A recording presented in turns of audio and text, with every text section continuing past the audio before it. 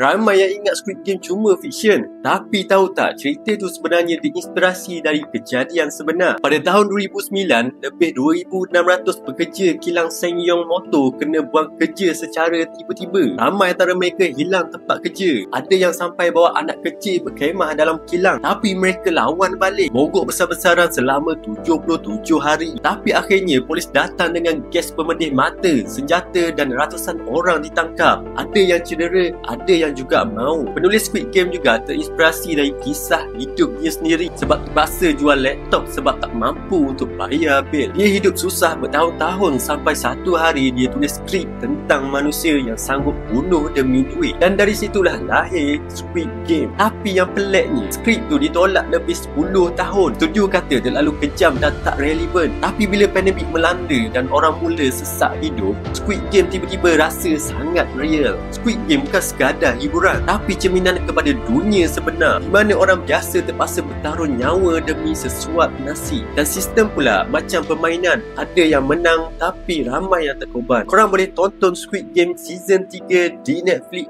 hari ini.